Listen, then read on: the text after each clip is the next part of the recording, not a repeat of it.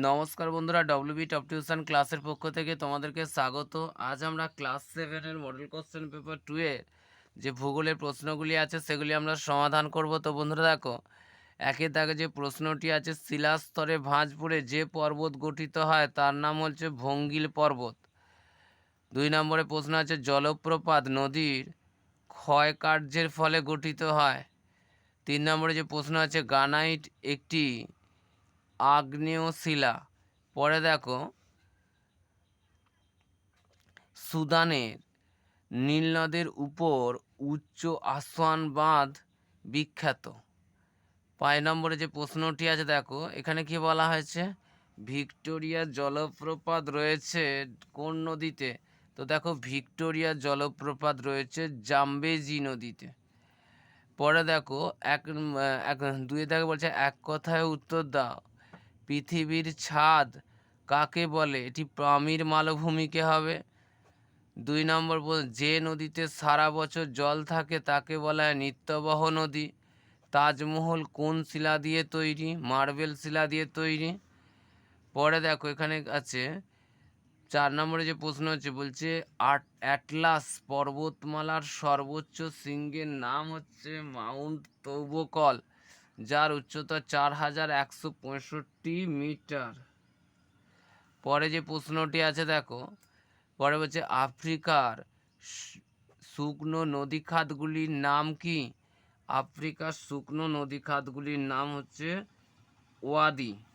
তো বন্ধু দেখো, পরে যে টিকা বা 1 মার্ক, 2 মার্ক, 3 মার্ক, 5 মার্কের প্রশ্নগুলি তোমাদের সহায়িকা বই পেয়ে যাবে। যদি না পাও প্লিজ কমেন্ট করবে, এগুলি আমরা অ্যান্সার অবশ্যই করে দেবো। পরে যে প্রশ্ন আছে দেখো, আমরা মডেল কোশ্চেন পেপার 3 যে 1 মার্কের প্রশ্নগুলি আছে সেগুলি একটু দেখে নেব। তো দেখো, এখানে একে দেবো যে সঠিক উত্তরটি নির্বাচন করে লেখো। যে মালভূমি থেকে বায়ুবাহিত লোয়ে সঞ্চিত হয়ে হোয়াংহো সমভূমির সৃষ্টি হয়েছে সেটি হলো গোবি মরুভূমি। 2 নম্বর প্রশ্নে কি বলা হয়েছে, নদীর উচ্চ প্রবাহে সৃষ্ট ভূমিরূপটি হলো গিরিখাত। পরে যে প্রশ্নটি আছে দেখো, বিশ্ববিখ্যাত সৌধ তাজমহল যে শিলা দিয়ে তৈরি সেটি হলো মার্বেল শিলা দিয়ে তৈরি।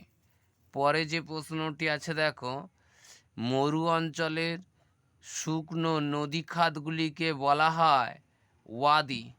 মরু অঞ্চলের শুকনো নদীখাতগুলিকে বলা হয় ওয়াদি। পরে যে প্রশ্নটি আছে দেখো, 5 নম্বরের প্রশ্নে বলা হয়েছে আফ্রিকার পশ্চিম দিকে প্রবাহিত এলো একটি নদী হলো কঙ্গো নদী। অর্থাৎ আফ্রিকার মধ্যে পশ্চিম দিকে প্রবাহিত হয়েছে এরকম একটি নদীর নাম হলো কঙ্গো নদী।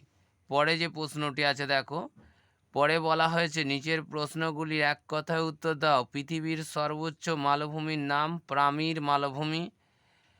অনিত্যবহ নদীকে মানচিত্রে কোন রং দ্বারা দেখানো হয়? কালো রং দ্বারা।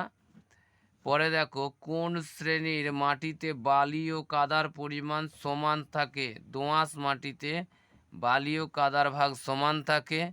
পরে দেখো, এখানে বলা হচ্ছে নিম্নলিখিত গুলি থেকে অর্থবহ শব্দ নির্ণয় করো। তো এখানে যেটা হবে সেটি হচ্ছে হারমাট্টান হবে। আর পরেরটা যেটা হবে সেটা হচ্ছে কি, দেখো, আলেকজান্দ্রিয়া।